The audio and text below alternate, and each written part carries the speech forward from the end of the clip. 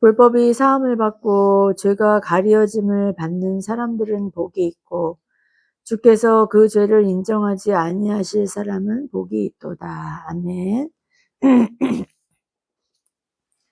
오늘 로마서 4장 1절에서 8절까지의 말씀, 능력주의와 은혜주의라는 제목을 가지고 함께 말씀의 은혜를 나누고자 합니다. 의사이자 경제학자로 홍콩과학기술대학교에서 재직하고 있는 이 김현철 교수는 경제학이 필요한 이유라는 그의 저서에서 이 능력주의의 허구에 대해 설득력 있는 자료를 제시합니다. 인생 성취의 팔할은 운이라고 그렇게 논증하죠. 하버드 대학 마이클 샌델 교수 역시 능력주의를 비판하는 그의 저서인 이 공정하다는 착각에서 비슷한 논증을 했어요. 두 저자는 모두 이 개인의 성공은 스스로의 능력으로 얻은 것이 아니라고 주장합니다. 신분이나 세습제에 대한 반발로 이 능력주의가 출현했고, 이 시대에도 개인의 노력과 능력이 성공의 키워드라는 착각을 믿고 있지만, 현실에선 그런 노력에도 불구하고 그렇게 노력하는 모두에게 성공이 골고루 돌아가는 것은 불가능하다는 것을 우리는 어렴풋하게나마 깨닫곤 하죠. 금수저니 흙수저니 하는 말은 이 능력주의의 허구를 자조적으로 그렇게 표현한 것은 아닐까요? 능력이나 노력만으로는 이 성취에 도달할 수 없다는 전제에서 출발한 이 저자의 논증은 우리가 소위 행운이라고 말하는 운이 성취에 얼마나 영향을 미치는지를 연구했어요. 연구 결과는 이 나라와 부모의 역할이 개인의 성취의 절반을 결정한다는 것이었죠. 우리가 태어난 나라의 1인당 국민 소득과 불평등 지수로 이 평생 소득의 50%를 예측할 수 있는 연구 결과가 나왔습니다.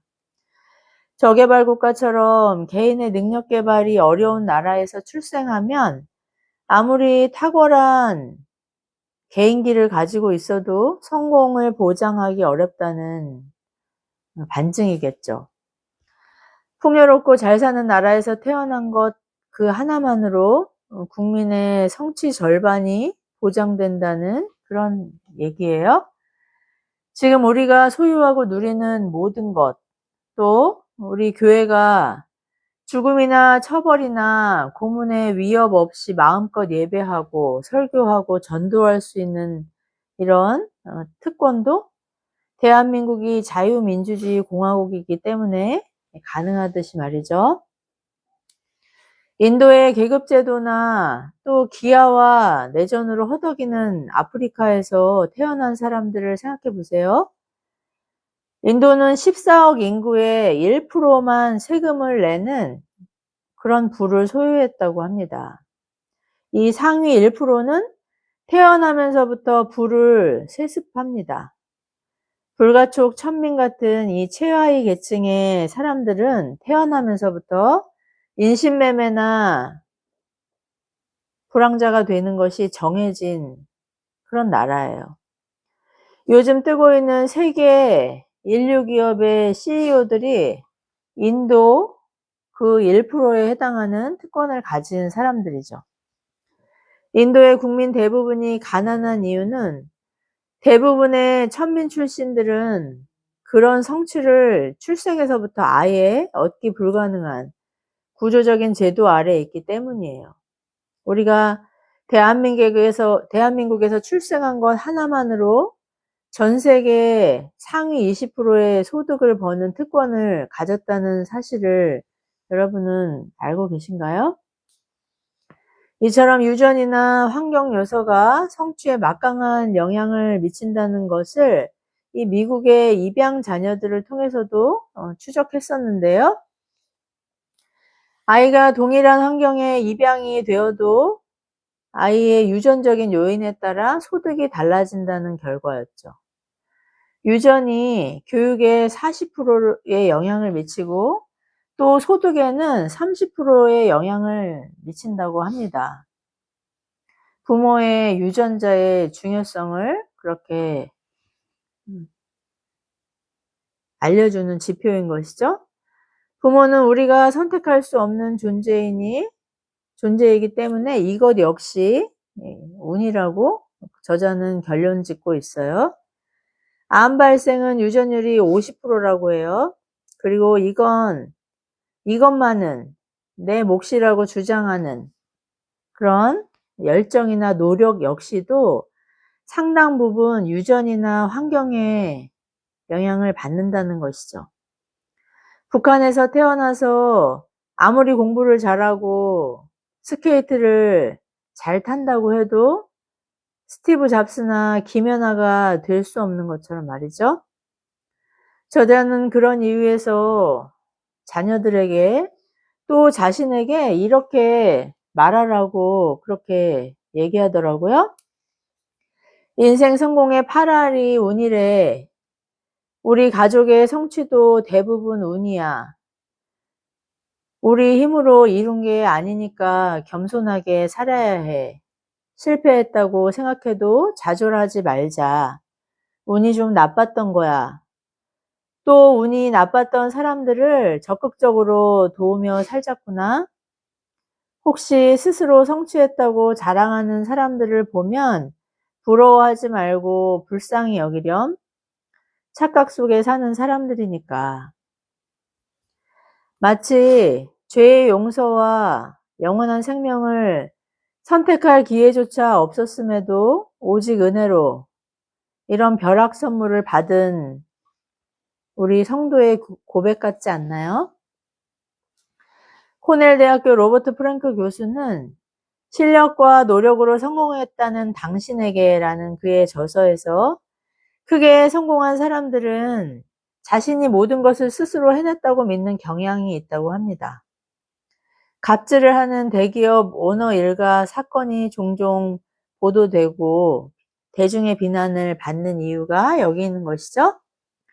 이런 착각을 하는 사람들은 세금 납부에 적대적이고 정부와 사회가 도와준 것이 없다고 생각하고 또 실패한 사람은 노력하지 않은 사람으로 인식해서 불우한 사람을 돕는 일에 소극적일 확률이 높다고 해요. 국가나 유전이 개인의 성취에 미치는 영향력을 생각할 때 부당한 생각이죠. 오늘의 내가 될 수 있었던 것은 내가 속한 공동체와 다른 사람의 덕분이라는 인식, 이 노블리스 오블리주의 부재의식이 절실하다는 생각을 하게 됩니다.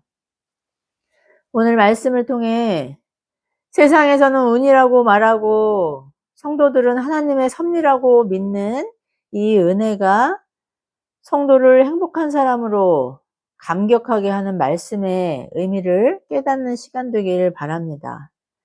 기가 막힌 은혜를 타고난 하나님의 자녀로 살아가는 현실이 비록 세상에서 말하는 성공이나 성취의 기준에 미치지 못한다고 할지라도 하나님께 의인으로 인정받았다는 하나님과 하나님께 용서받는 그 화목의 은혜를 누리는 이 특권의 소중함 때문에 가난하지만 모든 것을 가진 자라고 고백한 이 사도 바울의 고백을 우리의 고백으로 찬양할 수 있기를 축복합니다. 그리스도의 십자가의 대속과 부활의 생명으로 거듭난 이 기가 막힌 유전자를 가진 하늘 상속자의 존귀한 지위와 권세를 우리 매일의 삶 속에서 누리고 생명의 부요함을 성김과 나눔으로 증거하는 행복한 저와 여러분 되기를 예수 그리스도의 이름으로 축복합니다. 사도 바울은 유대인들이 이 믿음의 조상인 아브라함의 혈통적인 자손이라는 선민의식에 매몰되어서 예수님을 십자가에 못 박은 것과 여전히 복음을 부인하는 이유가 그릇된 특권의식 때문이라고 그렇게 책망하고 있습니다.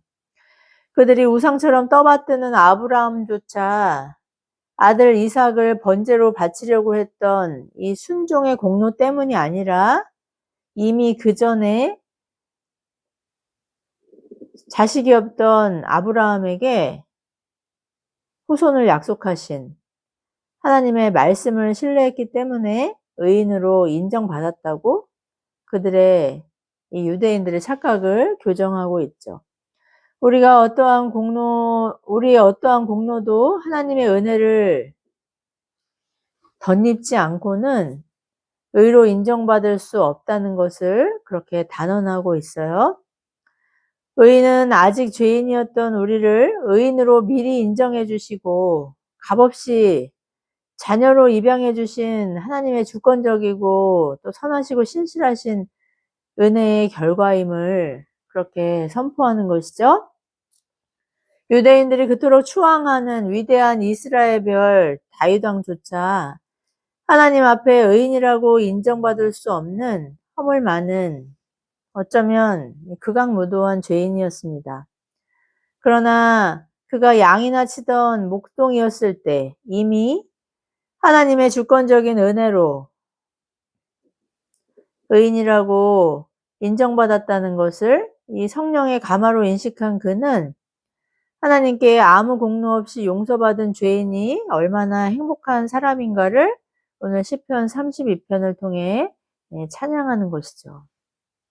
그가 왕이어서도 또 부귀와 영화를 누려서도 백성들에게 그렇게 추앙받고 또 인기를 누려서가 아니라 하나님 앞에 죄를 용서받고 하나님과 화목한 하나님의 백성이요 자녀로 살아가는 것이 진정한 행복이라고 그는 시편을 통해서 그렇게 고백하고 있는 것입니다. 로마에 흩어져 있는 교회들에게 보내는 이 로마서는 많은 신앙의 선배들에게 복음의 자유와 기쁨을 선사한 편지죠. 로마의 교회들을 사도가 개척한 것도 아니고 그곳에 있는 사람들을 직접 만나본 적도 없지만 사도는 그들이 복음을 믿고 하나님의 자녀로 거듭난 존귀한 하나님 나라 백성임을 확신하고 고난과 비진리의 유혹 중에도 진리에 굳게 서서 신앙의 결실을 풍성히 맺을 것을 편지를 통해 권면하고 있습니다. 특별히 오늘 본문은 믿음으로 의롭게 된 그리스도인이 유대인들의 이 믿음의 선조인 아브라함의 칭의를 오해하고 있는 것을 그렇게 교정하고 있어요. 유대인들이 목숨처럼 사수하는 이 혈통적인 선민의식과 율법에 매여서 하나님의 은혜를 이 자유와 기쁨으로 누리지 못하고 심지어 어렵게 그리스도인이 된 이방인 출신 형제 자매들을 비진리로 이끄는 것을 그렇게 책망하고 있습니다. 사도는 아브라함이 의인이라 칭함받은 것은 그가 이삭을 하나님께 바치는 헌신을 통해서라고 믿는 착각으로 행위에 집착하는 유대인들이 얼마나 진리를 오해하고 있는지를 비판하고 있죠. 아브라함과 사라가 생물학적인 출생이 불가능한 나이에 하나님은 그들을 주권적으로 찾아오셔서 아들을 주시겠다고 약속하십니다. 그것도 바닷가의 모래나 하늘의 별만큼 많은 자손을 주시겠다는 비현실적인 그런 약속을 하시죠. 그럼에도 불구하고 바랄 수 없는 중에 하나님의 언약을 신뢰한 그를 하나님은 의롭다 인정해 주셨다는 것이 바로 오늘 사도가 말하는 이 칭의의 은혜인 것이죠. 아브라함이 먼저 하나님의 마음을 흡족하게 해드린 것이 아니라 하나님이 먼저 아브라함에게 과분하고 도리어 하나님께는 불평등해 보이는 이에 불과한 이 선물을 약속으로 주신 것이기 때문이에요. 그러니까 아브라함이 의로워서 공로가 또 탁월해서 또 그의 헌신이 남달라서 의인이 된 것이 아니라 오직 하나님의 주권적인 섭리로 의롭게 되었기 때문에 그가 의인다운 순종의 예배를 드릴 수 있었다는 그런 의미입니다. 그러나 아브라함은 의인이라고 인정받은 이후로부터는 죽을 때까지 의로웠을까요? 신앙의 그 위대한 선배들이 그렇게 하나님께 인치심을 받은 이후로 올곧은 삶을 살았을까요? 성경은 그렇지 않다고 우리에게 말씀하고 있죠. 의롭다고 칭함받았지만 하갈과 동침해서 하나님이 약속하신 약속의 자녀가 아닌 이스마엘을 얻은 것은 그가 절대로 하나님의 말씀에 온전히 순종하는 의인의 기준에 도달하지 못한다는 것을 증명하고 있습니다. 사라의 죽음 이후에 이제 살 날이 얼마 남지 않은 노년의 때에 우리 시대에 만약에 80대, 90대 되신 어르신이 새장가를 간다고 하면은 자식들이 벌써 다 말릴 거 아니겠어요? 그런데 그런 노년의 때에 그두라라는 아내를 들여 아들을 6이나 낳고 또 그 아들을 신앙의 자손으로 양육하지 않은 것도 사실 하나님 앞에서 의로운 행위라고 볼 수 없는 것처럼 말이죠. 그럼에도 불구하고 하나님이 이미 의롭다 인정해 주셨기 때문에 실패하고 넘어지고 불순종했지만 그 결과에 상관없이 그가 믿음의 조상이요 또 의인의 시초가 된 것이죠. 내가 재벌가의 후손으로 태어나는 것을 선택하거나 노력해서 금수저가 된 것이 아니라 그냥 재벌가에서 태어났기 때문에 상속자가 되고 재벌이 되었다는 그런 성공담과 크게 다르지 않다는 생각 들지 않으세요? 마태복음 20장에서는 포도원 품꾼 비유가 나오는데 기억하시나요? 아침 일찍부터 수고한 품꾼과 문 닫을 시간에 와서 차마 일이라고 할 수 없는 그 일하는 신용만한 품꾼의 그 품삯이 똑같다면 여러분은 이것이 불공평하다고 생각하지 않으시나요? 그런데 이 불공평함은 누구의 편에서일까요? 아침부터 일한 품꾼 편에서일까요? 품꾼들은 그렇게 생각했기 때문에 주인에게 불평하고 원망했었는데요. 그러나 여러분 그렇지 않아요. 이 불공평함은 바로 주인의 편에서입니다. 일한 만큼 삭을 줘야 주인도 남는 장사일 텐데 이 주인은 이익을 생각하지 않고 바로 일하지 않은 사람에게도 품삯을 주는 그런 자비를 통해서 손해보는 장사를 하고 있는 거예요. 그런데 일만이 한 품꾼은 그렇게 생각하지 않았던 거죠. 내가 이만큼 일해서 당연한 보수를 받는 것이라고 착각했기 때문에 치열한 고용시장에서 일할 수 있는 기회와 좋은 보수를 약속한 주인에게 감사할 수 없었던 것이죠. 상대적으로 터무니없이 적게 일한 품꾼이 자기랑 똑같은 보수를 받는 것 때문에 그런 비교의식 때문에 감격도 감사도 잃고 도리어 약속을 신실하게 이행한 자비로운 주인을 비난하게 된 거예요. 아브라함의 자손이라는 특권 역시 그 믿음의 자녀들이라는 그 선민의식 역시 하나님의 거저 주신 선물이라는 것을 망각한 이 바리새인들을 책망하시기 위해 주님은 이 비유를 하셨어요. 사람들은 금수저를 무조건 증오하고 내가 흙수저로 태어난 것을 비관해서 묻지마 살해를 한다든지 또 내 삶을 방치하고 아무렇게나 사는 것을 옹호하거나 응원하지 않습니다. 열악한 환경과 조건 속에서도 최선을 다해 환경을 극복하고자 하는 사람들은 응원하죠. 반대로 최상의 조건과 환경 속에서도 무책임하고 또 주어진 자원을 낭비하고 그 모든 것이 자신이 당연히 누려야 할 권리인 양 행세하고 자기보다 못하다고 생각되는 사람들을 무시하고 착취하는 사람은 비난을 받아요. 그런데 우리는 하나님의 주권적인 은혜의 이 구원의 교리인 칭의와 예정을 말할 때 이와는 반대의 시각을 갖는 것 같아요.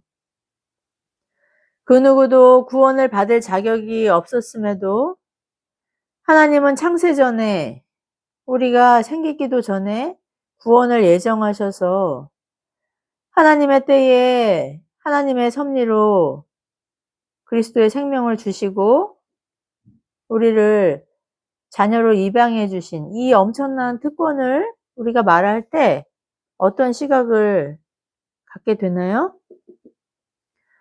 어떻게 자격 없는 나에게 이런 선물을 주셨을까라는 감격과 감사보다는 옆에 있는 사람을 보면서 왜 누구는 구원하고 누구는 심판하시냐는 그 포도원 품꾼의 그런 비판처럼 한없이 자비로우시고 선하시고 신실하신 하나님을 그렇게 마음이 굳은 인색한 그런 악한 주인으로 그렇게 바라보는 하나님의 주권을 부정하고 또 공의와 사랑을 의심하지 않는지 한번 점검하는 시간 되기를 바랍니다. 구원받은 성도들은 이 감당할 수 없고 우리가 갚을 수 없는 구원의 빚을 십자가에서 대신 갚아주신 예수 그리스도의 사랑과 은혜에 대한 감격이 삶의 이유가 되고 또 성공과 성취의 이유가 돼서 자신의 이기심을 부인하고 또 정욕을 십자가에 못 박게 되는 것이죠.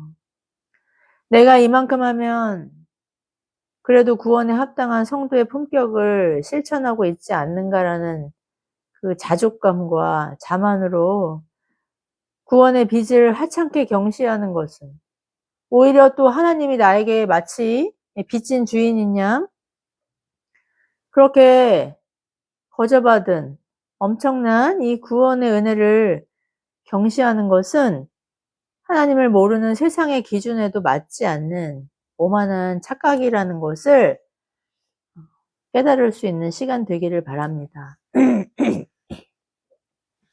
구원이 오로지 하나님의 주권적인 은혜로만 주어진다는 사실을 부인하는 유대인들에게 또는 이미 교회에 들어왔지만 율법과 공로를 여전히 숭앙하는 유대 출신 그리스도인들에게 어쩐지 열등감이 느껴지고 자신들이 너무나 불결하고 함량미달이라고 위축되어 있던 이방인 그리스도인들을 향해 사도는 유대인이나 헬라인이나 무슨 공로를 내세우든 무슨 죄를 지었든 구원에 합당한 값을 지불할 수 없는 똑같은 죄인임을 상기시키고 있습니다. 오직 그리스도의 십자가의 대속과 부활을 자격 없는 이 거지 같은 가난한 마음으로 의지하고 신뢰하는 자에게 값없이 거저 주시는 구원임을 선포하고 있는 것이죠.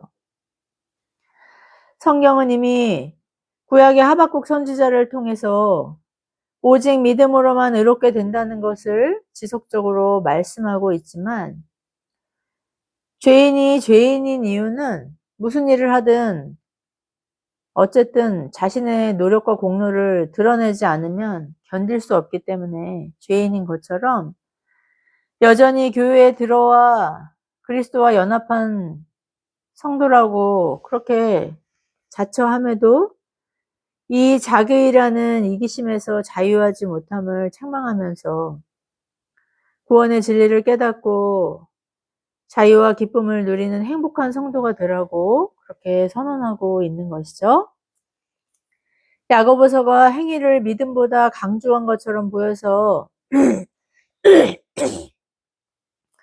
믿음으로 의롭게 되는 것과 행위로 구원받는다는 말씀이 모순이라고 오해하는 사람들이 초대교회 당시에도 있었습니다. 제가 신학교 때도 암투병으로 소천하신 정은택 교수님이 계셨어요. 열매로 그들을 알리라는 논문을 발표하셨는데 그분의 논증이 오늘 본문에 오직 믿음으로만 구원받는다는 이 이신칭의를 부인하는 것이라고 그렇게 판단받아서 이단으로까지 정죄당할 위기에서 많은 괴로움을 당하셨다는 그런 일화를 들었습니다. 절대로 그런 의미가 아니었지만 신학자들과 교수들 역시 이 부분에서 논쟁을 한 것을 보면 초대교회 당시에는 얼마나 더 이런 혼란이 많았을까요? 사도는 12장 이하의 편지에서 거저 주신 구원의 생명이 마치 나무의 열매처럼 선행으로 드러난다고 그렇게 말씀합니다. 선을 행해서 의로워진 것이 아니라 의롭기 때문에 선을 행한다는 의미죠. 우리의 선행이 여전히 불완전하고 또 변덕스럽지만 그럼에도 불구하고 하나님이 의롭다고 미리 인정하신 성도와 교회는 반드시 선하고 의로운 열매를 맺는 것이 구원의 특징이자 하나님의 그 질서라는 의미일 것입니다. 사랑하는 성도 여러분, 선을 위해 우리의 이기심을 부정하고 말씀에 순종하기 위해 경건의 훈련을 게을리하면 안 되겠지만 내가 이렇게 해야 한다에 또 뭔가 보여줘야 한다는 그런 성취에 너무 목숨 걸지 마시길 바라요. 일 많이 한 포도원 품꾼처럼 성취를 나의 능력과 열정의 결과라고 착각할 수 있기 때문이죠. 하나님의 자녀는 자신의 노력이나 능력으로 의를 이루는 것이 아니라 그리스도의 생명이 우리에게 역사하도록 성령께서 우리를 주장하시기 때문에 신뢰와 겸손의 표지를 드러내는 성도임을 항상 경계할 수 있기를 바랍니다. 그 은혜의 유전자와 신분이 그리스도의 공로를 통해 우리를 주장한다는 것에 감격과 감사를 회복할 수 있길 축복합니다. 거저받은 은혜이기 때문에 아직 그 은혜를 알지 못하는 믿음에서 실패한 사람들처럼 보이는 이 세상에 우리가 거저받은 은혜를 증거하는 그 복음 전환과 나눔으로 한 주간도 승리하는 저와 여러분 되기를 예수 그리스도의 이름으로 축복합니다. 기도하시겠습니다. 자비로우신 하나님 아버지 은혜를 감사합니다. 창세전에 예정하신 감당할 수 없는 예수 그리스도의 생명을 통해 오늘 이 자리에서 하나님을 예배하고 또 우리로 깨닫게 하시는 말씀을 듣고 그 말씀의 감화를 통해 한 주간도 하나님의 자녀로 거룩하고 경건한 하나님 나라의 백성으로 살아갈 힘을 얻게 하시니 감사와 찬양을 드립니다. 이 빼앗길 수 없는, 이 감당할 수 없는 보배롭고 존귀한 하나님의 자녀됨과 또 하나님과 화목함과 또 예수 그리스도의 그 생명의 부요함과 풍요함을 우리의 입술과 또 우리의 손과 발, 우리의 섬김을 통해 이 세상 가운데 빛으로 증거될 수 있도록 하나님 우리를 거룩한 의의 도구들로 사용하여 주시옵소서. 모든 말씀 보배롭고 존귀하신 우리 주 예수 그리스도의 이름으로 간절히 기도드리옵나이다.